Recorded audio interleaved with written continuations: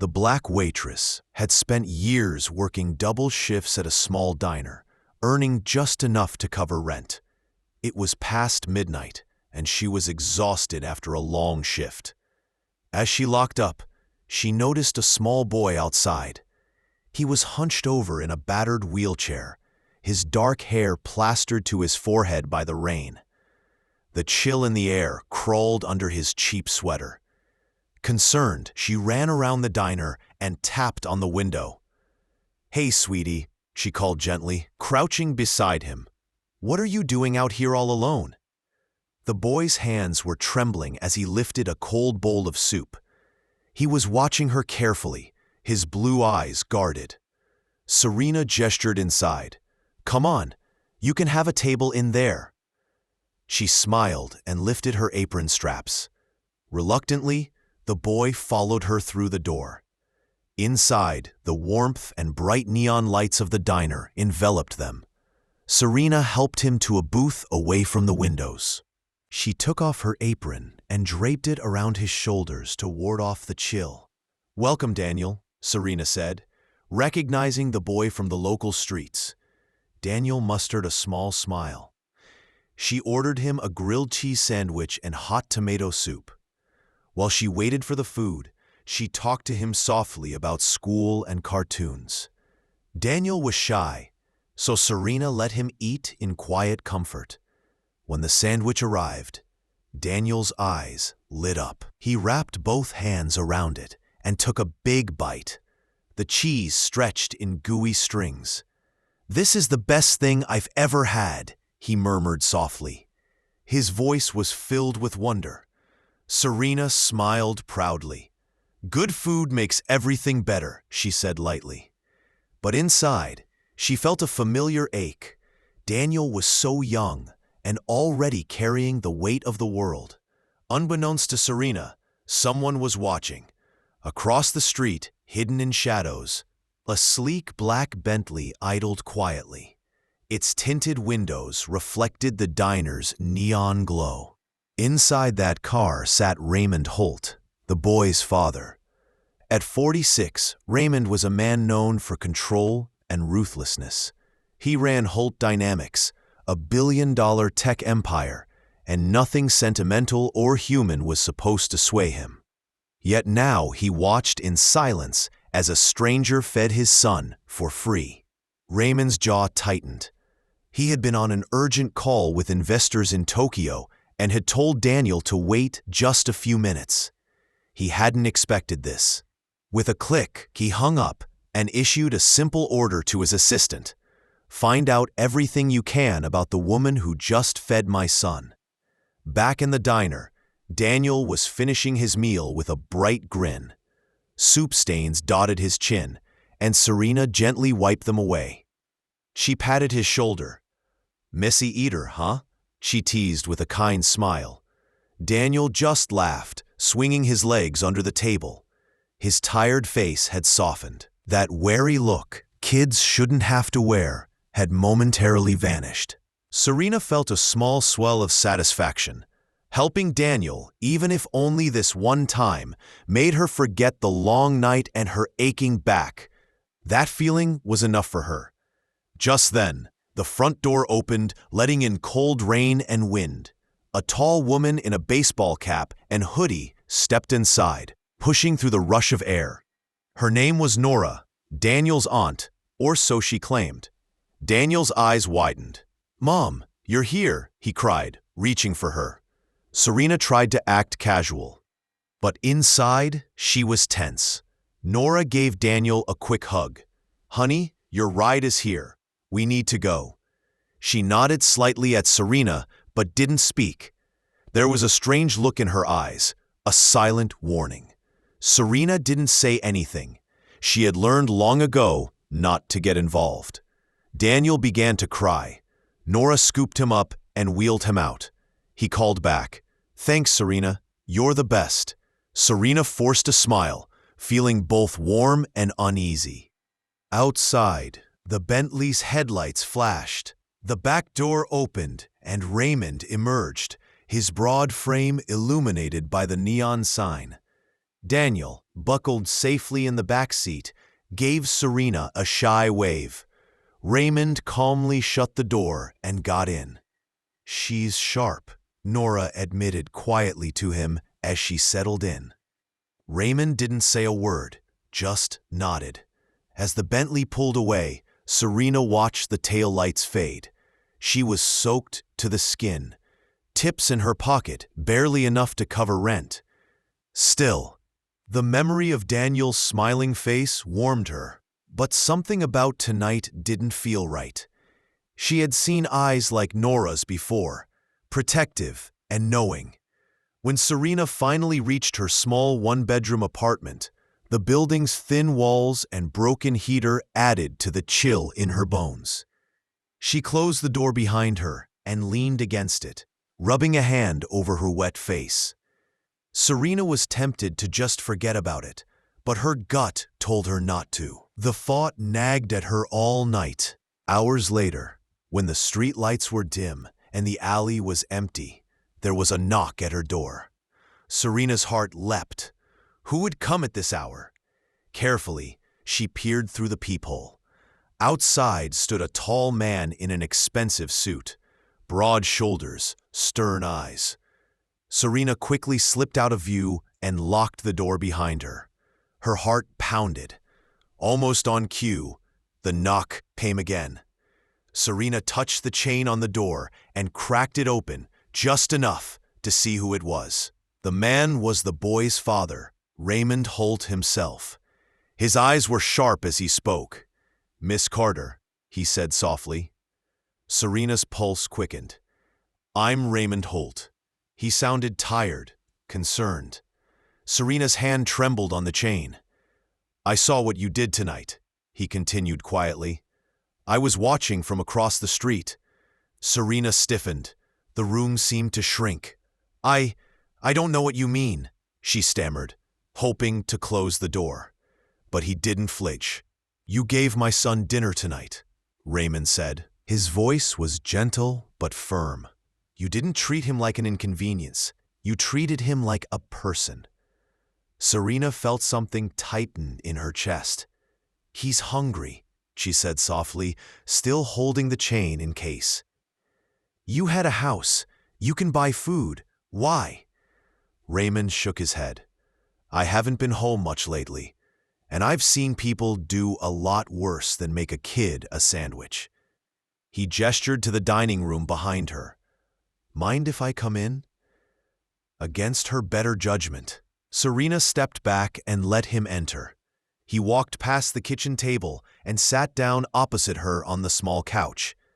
She closed the door but kept her back to it. "I don't think this is charity," Raymond began. "I think it's paying a debt."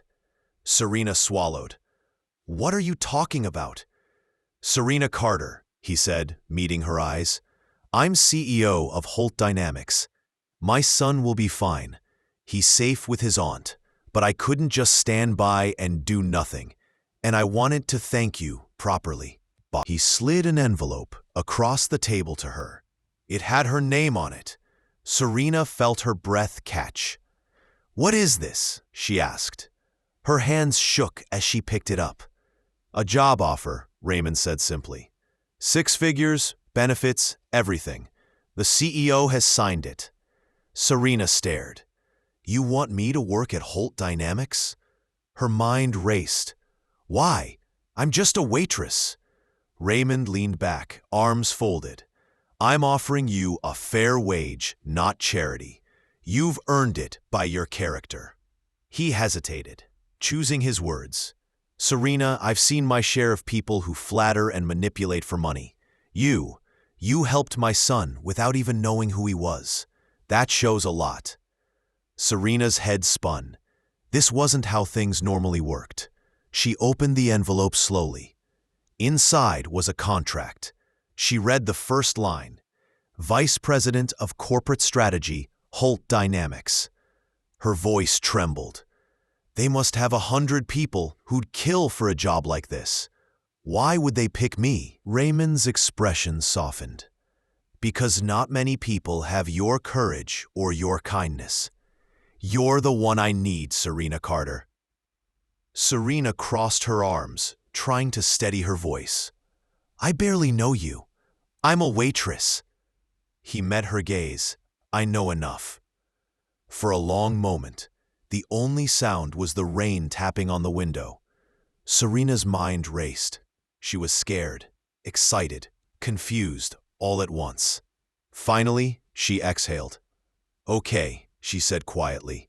I'll think about it. Raymond stood and extended his hand. That's all I ask. He gave a small, understanding smile, then left as quietly as he had come. Serena sat there with the envelope and contract in her lap. Her heart was still pounding, but a spark of hope had ignited inside her.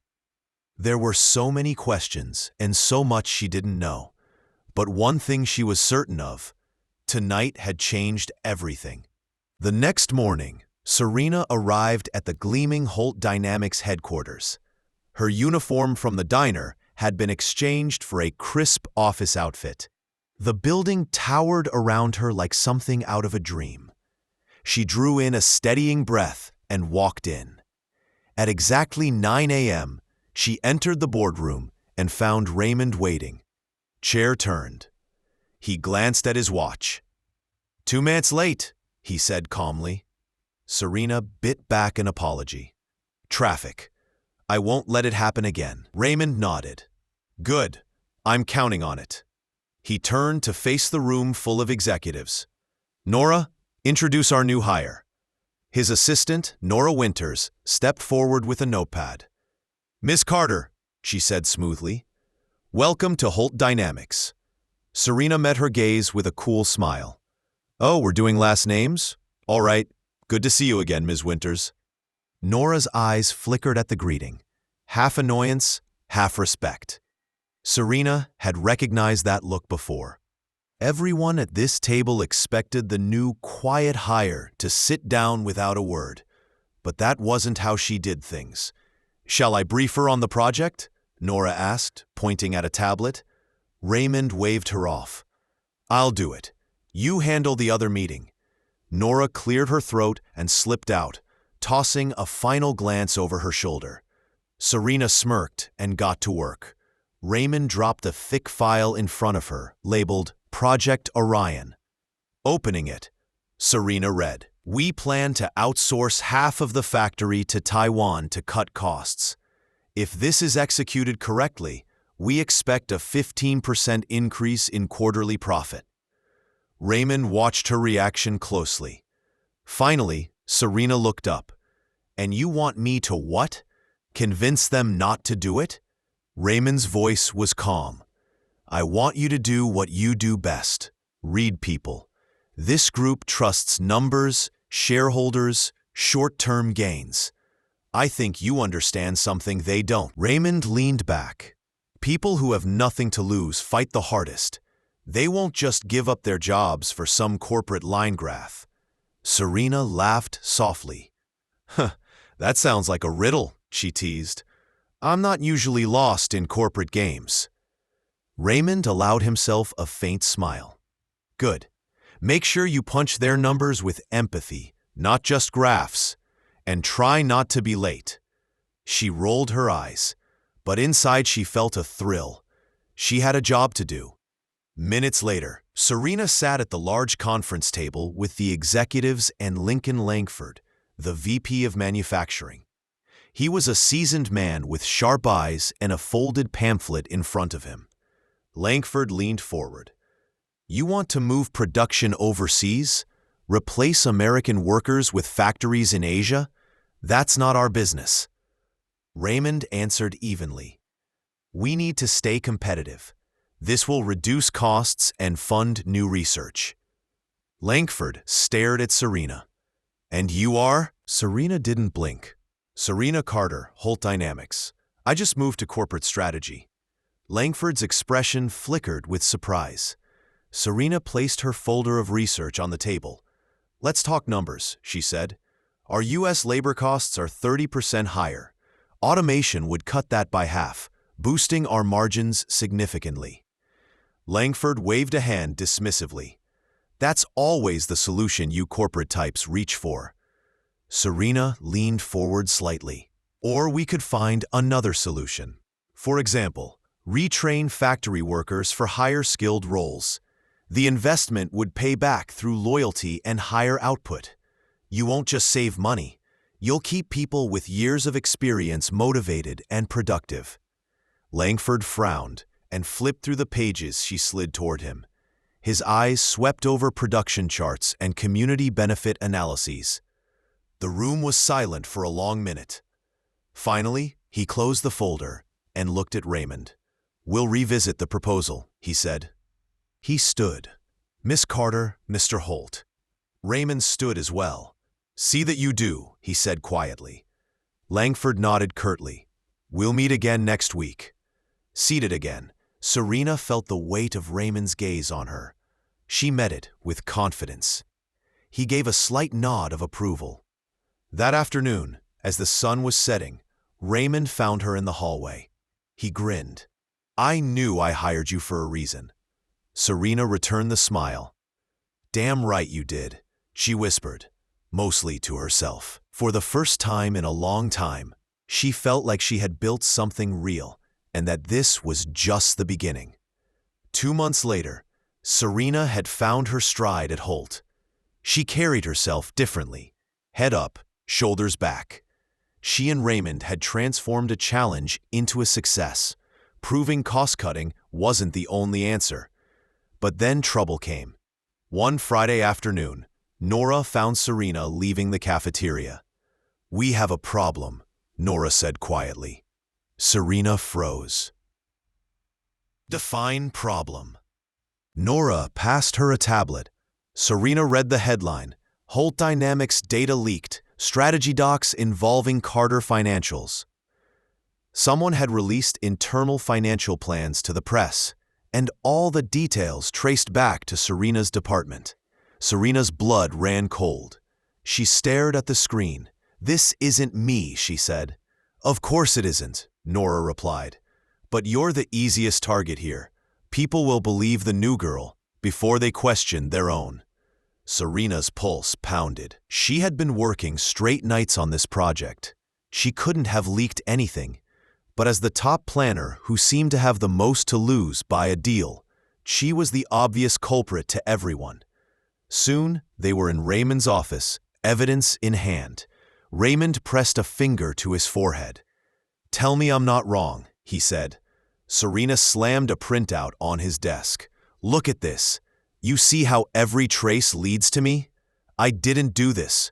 I was an easy target, not just a scapegoat." Raymond studied the documents. He looked at Serena. "What I see is a very dangerous game here. But I believe you," he said softly. She exhaled shakily. "And if the board doesn't?" Raymond's face hardened. "Then we'll make them regret it." At that moment, Serena finally felt truly seen and supported. He already trusted her beyond every doubt. And with that trust, they were about to unmask who really set her up. Serena and Nora worked through the night, combing server logs and tracing email headers. By dawn, they had the culprit, Eric Calloway, a senior executive with 10 years at Holt. He had funneled the data out, covering his tracks through dummy accounts. That morning, Serena walked into the boardroom uninvited. The dozen or so board members and executives looked up from their lunch. One of them, a stiff, thin-lipped man, gestured. "Miss Carter, I assume you know why you're here." Serena stood her ground, arms folded. "I do. And I assume you all know you're about to make a very expensive mistake if you don't hear me out." A murmur ran through the room. Langford smirked. Serena stared him down. "I was an easy target, right?" she began. "The new hire, the outsider. That's why they pinned this on me to sweep it under the rug. But they picked the wrong person." She placed a thick folder of evidence on the table and slid it toward them. Faces in the room went from smug to alarmed as they skimmed it. "These are traced emails," Serena said calmly. "Bank transfers, call logs with reporters, all linked directly to Eric Calloway. Not me. She leaned forward. And before you ask, yes, our legal team and the press already have copies of these files. So if you want to talk about damage control, I suggest you start there. Silence. Calloway's face turned ashen. He jumped to his feet, his voice rising. This is outrageous. She's bluffing. Serena cut him off with a single raised brow. Am I? Raymond stood from his chair, looking every bit the CEO in control. His voice rang out, cold and clear. No, you're not. The words hit Calloway like a punch. He snapped his mouth shut. Raymond addressed the room. Effective immediately, Eric Calloway is terminated. Full legal action will be pursued. He paused, letting it sink in. And let this be a warning. If anyone else in this company thinks they can play the same game, think again. The room sat in stunned silence. Serena didn't smile. She didn't need to. In that moment, she felt vindicated and powerful. She had been doubted, framed, and almost cast aside. But now justice had won. She had won. 2 weeks later, Serena stood beside Raymond at Daniel's high school graduation ceremony. She was now vice president at Holt Dynamics, and Daniel was receiving his diploma. Daniel, in his wheelchair, but beaming with pride, looked up at her. I told you I'd make it, he said, chest puffed out like he'd won the lottery. Serena laughed and ruffled his hair. Never doubted it for a second, she replied softly. Raymond watched them, his usual stern face softer somehow. You did good, Carter, he said quietly. She gave him a playful glare. Damn right I did, she whispered back. Daniel looked between them. Are you guys gonna hug or something? He teased. Raymond laughed. Absolutely not, he said with mock sternness. Serena rolled her eyes. God, no, she muttered. Daniel just grinned. For the first time in a long time, Serena felt she had built something real, something that mattered, and she knew she wasn't done yet. Years later, Serena Carter sat in the executive office of Holt Dynamics, her nameplate gleaming on the door as Vice President of Corporate Strategy. What had started as just a job had become her mission. Under her leadership, the company expanded its ethical labor initiatives and launched mentorship programs. They built partnerships with minority-owned businesses. Across town, a new community center bore the name Carter Holt Foundation, funding education and job opportunities for underserved youth. At its ribbon-cutting ceremony, Daniel, now a college freshman, stood beside her, grinning like the kid who once got a free meal in a diner. Serena squeezed his hand and smiled. Because kindness, Daniel said softly, kindness always pays off. Serena looked at him, tears of pride in her eyes. For them, kindness truly had been the best investment of all. If this story moved you, consider subscribing and turning on notifications so you never miss the next inspiring story of hope and kindness.